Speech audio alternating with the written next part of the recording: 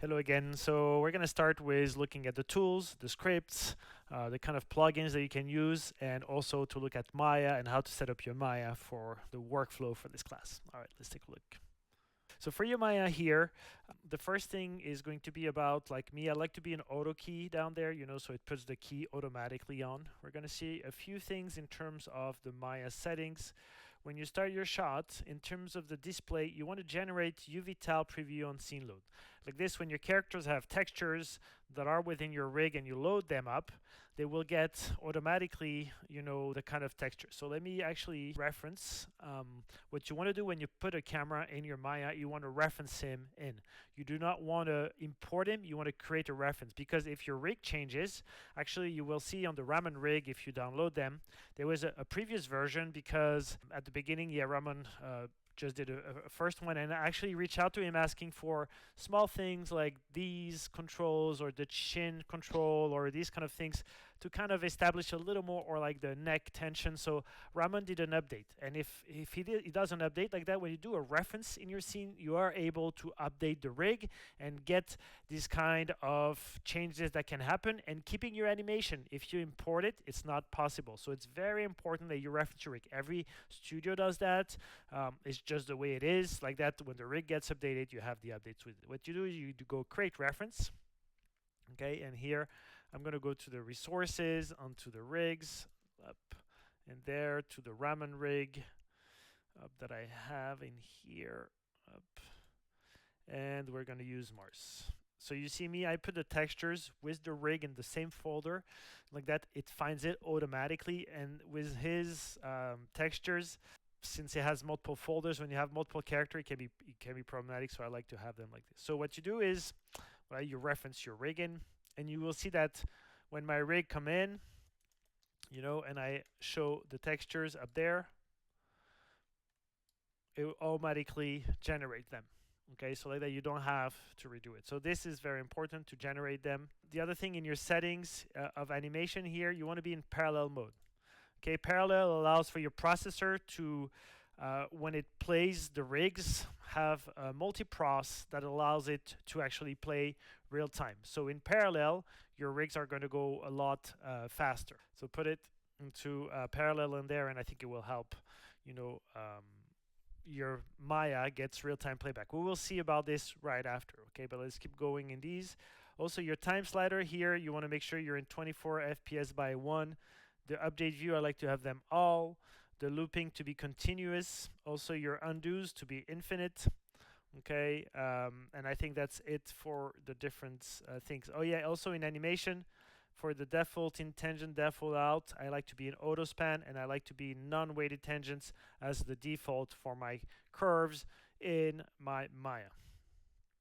Well, so these are the first thing. So what's important, as I was mentioning, is having the ability to, when you move your character in the scene, so let me put a few key in there, like this, tag coming up, actually a few more, just so it's a bit faster, and we're just going to do a up and down, like this, up, up, up, well, like this, it goes up and down, up and down, up and down. Okay, so here, the purpose is going to be to get to a real-time playback when you have only one window. So here, as you can see, I have multiple windows.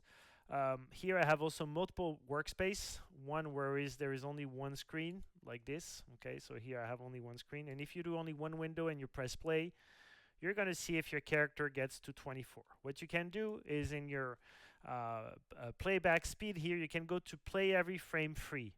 You will see when you have only one window like this with your Maya, how fast can your actual computer go with that one character. So as you can see, for me, it plays about 58 FPS for Raman rig when I have only one character. So the purpose of this test is just to be sure that when you play your character in your scene, you get that real-time playback. So that's why it's important when you're in your settings animation to be in parallel mode, because that's what creates this. If you're in the DG mode, as you will see, it gets very slow for that rig. But because of the multi-parallel processor of Maya, the way that they use this, they use basically the CPU in multi-pros, you can go a lot faster. Okay, so what you want to do is you stay in playback speed real time. And like this, Maya caps it to 24 FPS. But to see how fast you can go, you can put it in this. Okay, I'm going to go back to widescreen with my different setup. I like, you see in my setup, usually to have first two camera. I usually have shot cam in here, you know, so this perspective one there, I'm going to name it shot cam. I always have two cameras actually when I work. And so yes, usually I will have my shot cam and then my perspective cam that I turn around like this. Also make sure that you enable this, you know, it's like the anti-aliasing of your scene. It makes for your scene to be a lot nicer. As you can see, some of the cameras as well, they create these things with Raman's rig because the Raman's rig are pretty big. So to avoid that, what you want to do is here in the attribute editor of your camera, you have something called the near clip plane. So that near clip plane here, you're going to put it to 6 or to 10. Okay, 6 is enough. You see, it gets rid of those little things that were in the. You can see here. Well, by putting it to 6, you don't have any more of these things that can happen. This camera was already set up like this, I think. The second thing I like to do in my shot camera is to show, you know, the framing of it. So here I'm in 960 by 540. To be honest, I like to be a little bit higher in general when I render things, etc. So I go to my render settings up there, here, and in the render settings I put a HD 1080. Okay, like that. I have a 1080 camera. And in my camera here, I go into the display options and I make it fully dark and fully opaque. Okay, like this, I really see the framing of it. And the last thing is there is the overscan, which I put to 0.1, so I see a tiny bit of it, but as you can see like that, you really have the full screen of your view. And if you make this bigger like that, you can actually really see the camera fully in there. Okay, so that's my real framing like that.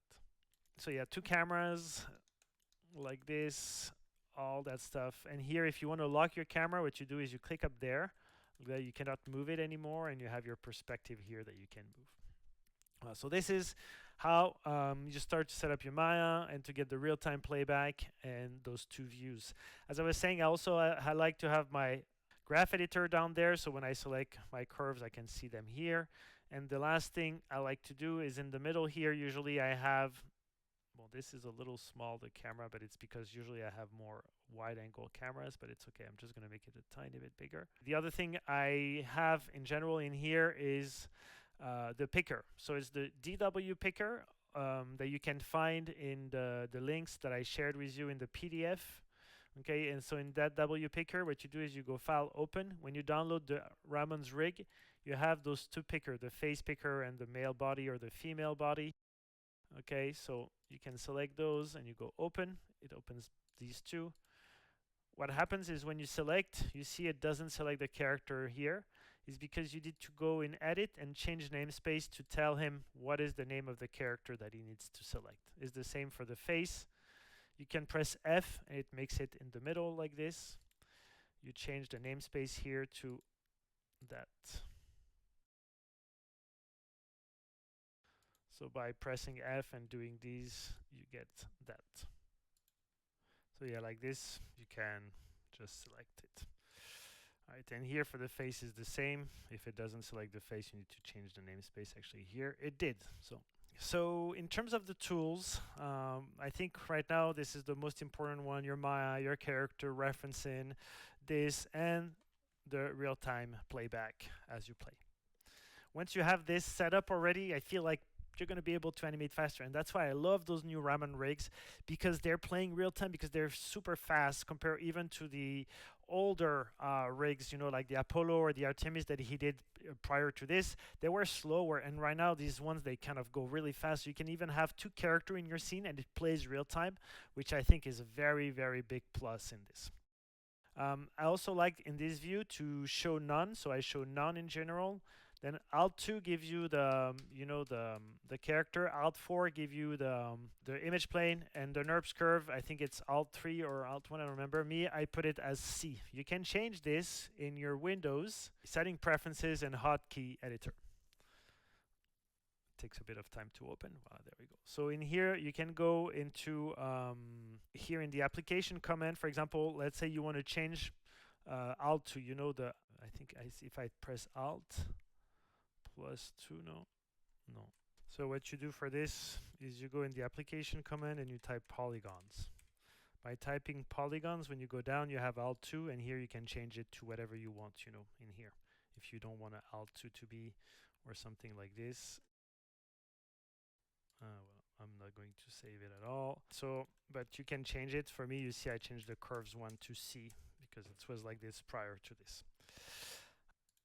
The other hotkey that I use in there, so let's go to it, are, there's not a lot, but there are a few. Like in the menu items, you go to animation and playback, and there is the next key, previous key, which is going to go pose to pose, and the next frame, previous frame, which is going to go frame by frame. Okay.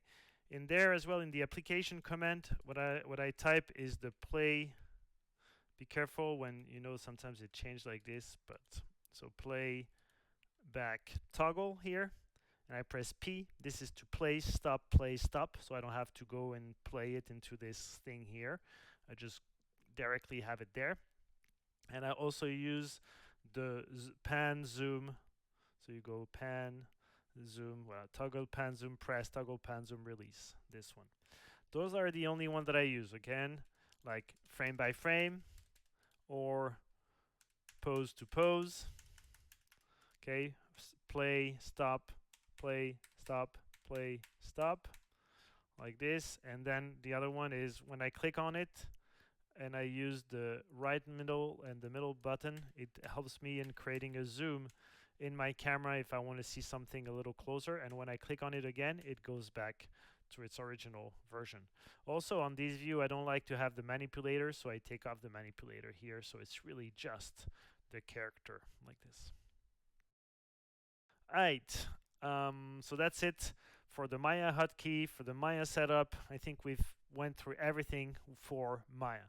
Now what we're going to see is all the extra tools that I'm sharing with you in the folder. So the first one is Animbot. Okay, so Animbot is not free. It's something that you pay per month. So there is multiple versions. The one that I would say that you could, sorry, I'm gonna add a few of them in here, but I would say the one that you should get is the Echo for sure. The Echo is like €5 per month. I'm having actually the Pro because it has these controls here, and those are super powerful, and we're going to be able to do a lot with these guys. So the Pro has this, which the Echo version hasn't. This is why I switched to the Pro over 3 months ago, because I wanted to use these a lot, and they're really, really, really powerful. So let's take a look in here. What I like to do is actually I'm going to have a few more, the ones that I use sometimes because I have a bit more room, you can see in here. And I also use on the yellow one, I also use a lot the blend to default. Up like that, we'll set it up. Oh, it's 3, so no, let's keep it like this. I have those here, and you have also the option to to make it a shortcut, etc. But I don't know why I like it like this. It's just easier. But you'll see I'm going to use a lot of this as we animate a lot of Animbot. The second one that I really think is important is Reference Importer. Reference Importer is going to allow you to import references in your scene and keep the real-time playback. And you won't need to convert your video. Whatever your video is, you're going to be able to grab that video and put it, if it's a 30 FPS video, it will put it into the target frame rate that you want here. So it will convert it for you, so you don't have to be really careful about what is the frame rate of your video, etc. Know that for videos that are about 30 FPS or 60 FPS or 120, when you convert them to 120 actually is okay, but for the other ones, when you convert them to 24 FPS, there is a slight acceleration every 3 frames or so to compensate for these differences in the way that it's not dividable by 2. Okay, so it's just the way it is. The only thing that you have to be aware of is that you should not take those small changes in spacing in consideration when copying your reference. So make sure that you keep the spacing normal and don't have those acceleration every 4 frames, like because there is a conversion happening. So for this, you grab your video file in the folder. So in the mechanics, we're gonna do for the combo attack this one. Okay, so I have this double sword thing. Boom. And here I'm going to name it wherever I want to put it. Okay, so I'm going to name it test. I'm going to put it into here a new folder that I'm going to name it test2. Boom. And I'm going to create an image plane. Okay, and I go create image sequence. So what it does is it just creates the image sequence with this reference. Voilà. Up. And the cool part is, so here right now, I like to start my scene at 100. As you can see here, the frame offset is not at 100. So what you want to do is you want to put the minus 99 in here. Okay, so here your frames start. Actually, it starts at 101. So it's going to be minus 100. Okay, so like this. Wow, perfect. I know it was 98. Sorry. This you can readjust, by just doing this, and now this is perfect.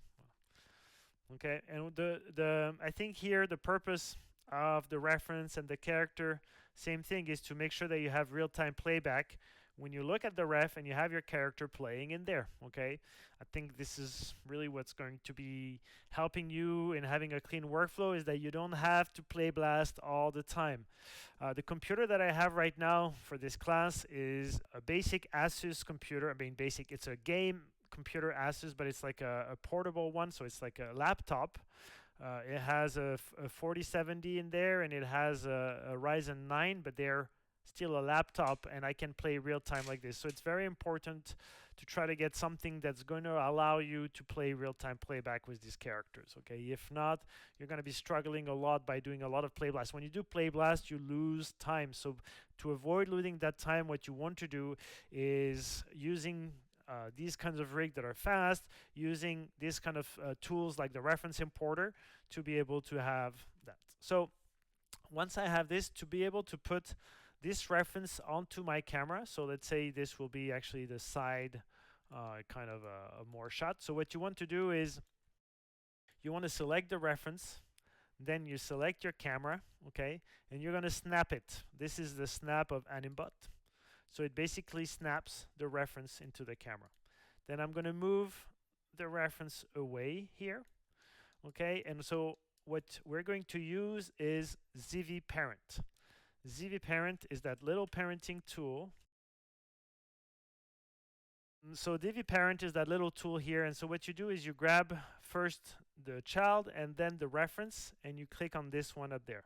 Make sure that you are at the beginning of your scene, so it's parented at the beginning of the scene. Okay, like this you attach. And now when I'm going to move my reference, you can see that this stays attached with it. Okay, so now you can make it bigger.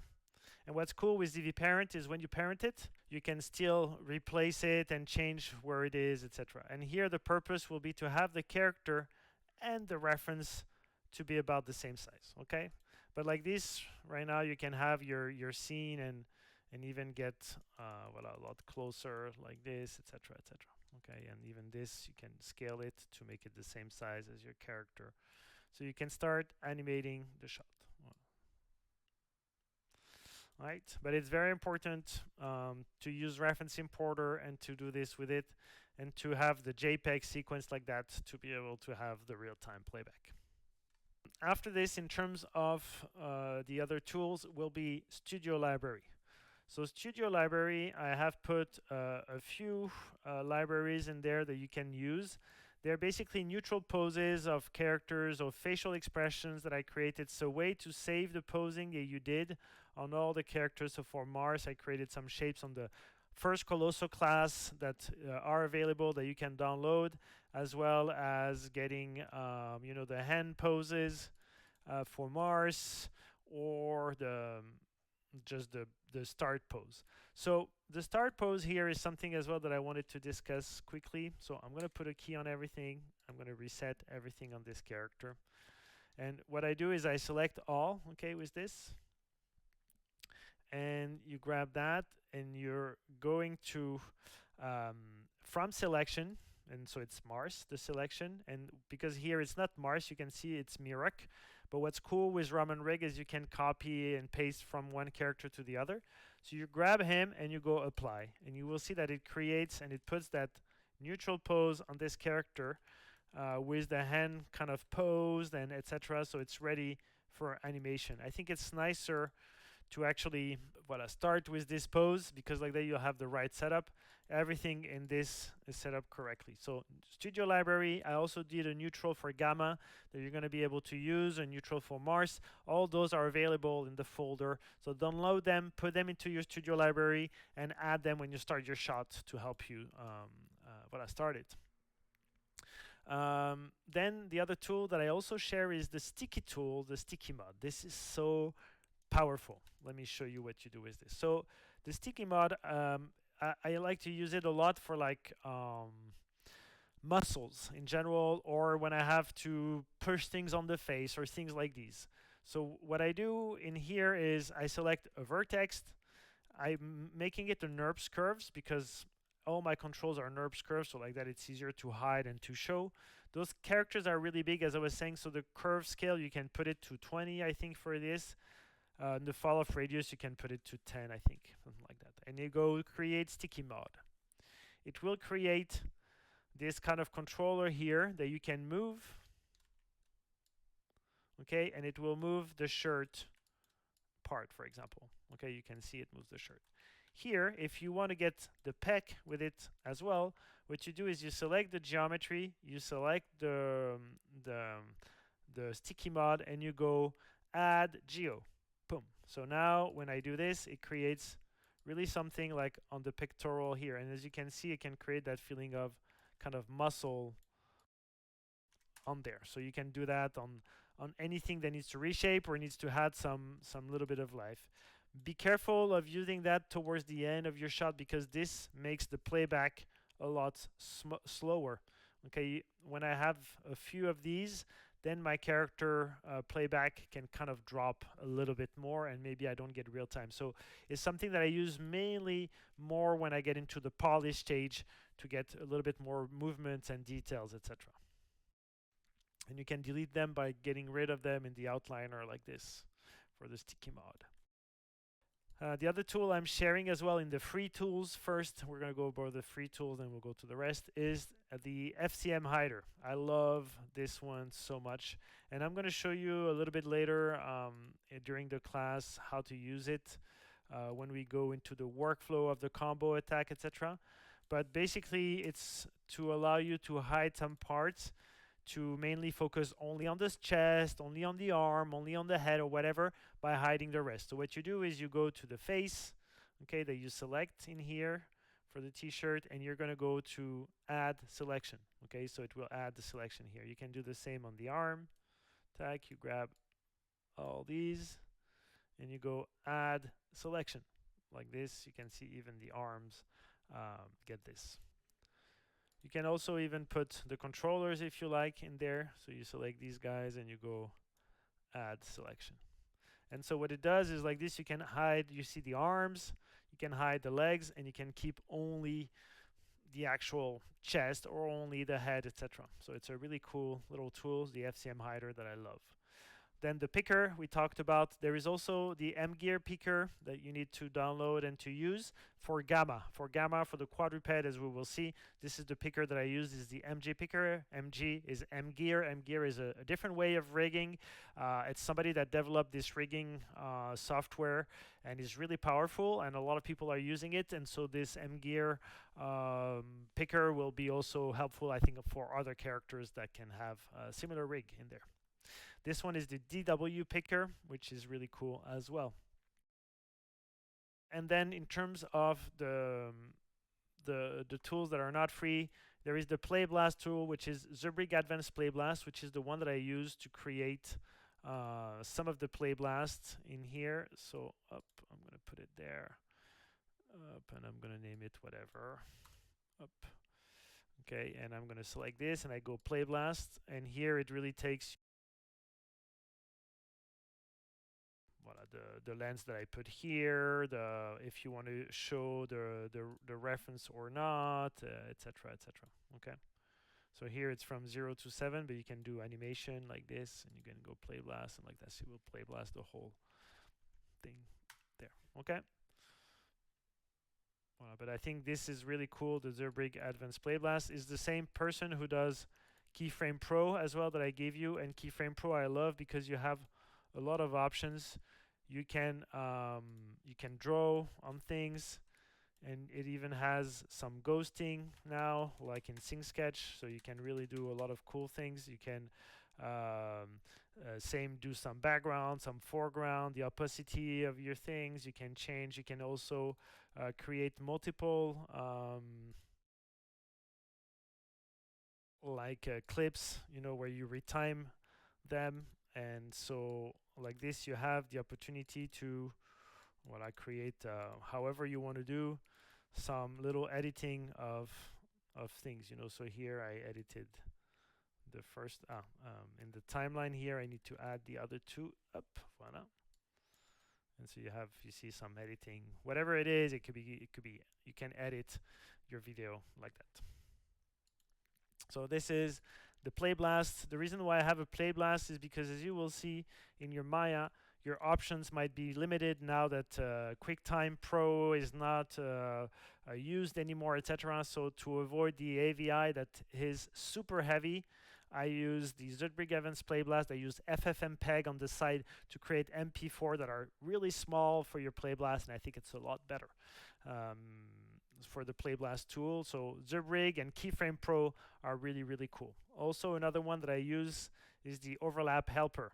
So the Overlap Helper can create some overlap on anything that you select.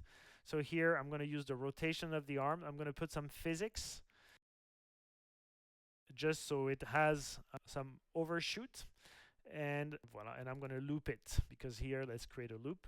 And if I go create, it will create some overlap on those three parts of the arm, taking them as a hierarchy here.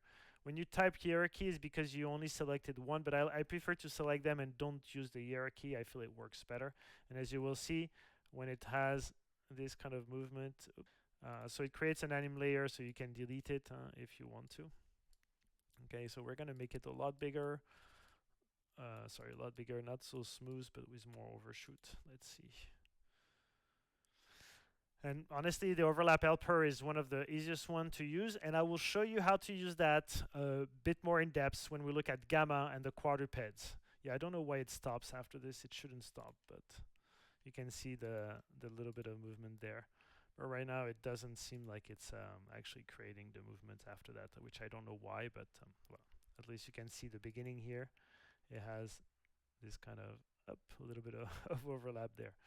Well, so overlap helper, right now I'm not selling it, but you will see it works really great after. And there is also the swipe, which is the Cal Plagins tool to be able to create some swipes in your swords, kind of combo attack, etc., etc.